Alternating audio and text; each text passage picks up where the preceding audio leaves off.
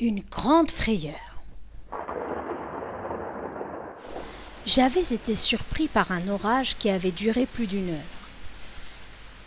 Après avoir longtemps erré sous la pluie, j'avais eu la chance de trouver sur mon chemin une maisonnette abandonnée.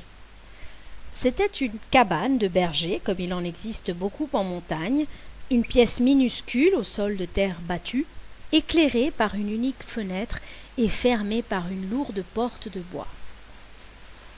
Anéanti par la fatigue, je me laissai tomber sur un tas de paille que j'avais aperçu dans le coin et je plongeai aussitôt dans un profond sommeil. Je ne sais combien de temps je dormis ainsi, mais au milieu de la nuit, je fus brusquement réveillé par un bruit étrange. On frappait à la fenêtre. Il me semblait voir une ombre se déplacer.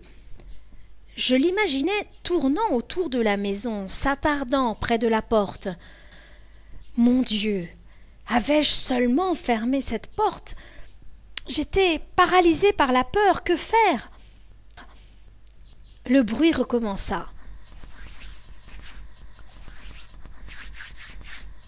C'était maintenant une sorte de frottement qui se prolongeait pendant d'interminables minutes.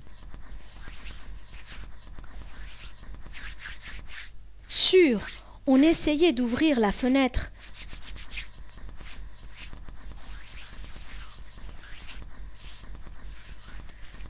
Peut-être était-ce un animal féroce qui allait se précipiter sur moi et me dévorer.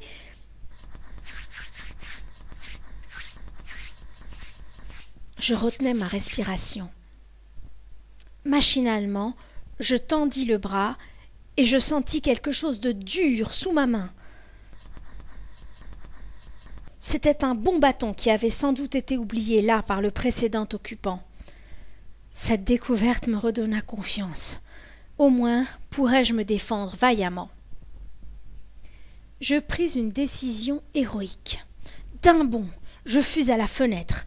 Je l'ouvris vivement d'une main et de l'autre, je donnai à la bête un formidable coup de bâton. Mais mon bras ne rencontra que le vide. Où donc était passé l'animal féroce que j'avais entrevu?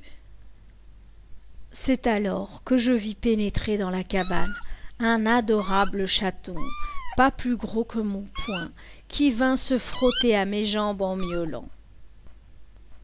Ainsi, c'était cet animal inoffensif qui m'avait tant effrayé. Je partis d'un immense éclat de rire. D'après Horizon d'Afrique, Edicef, 1994.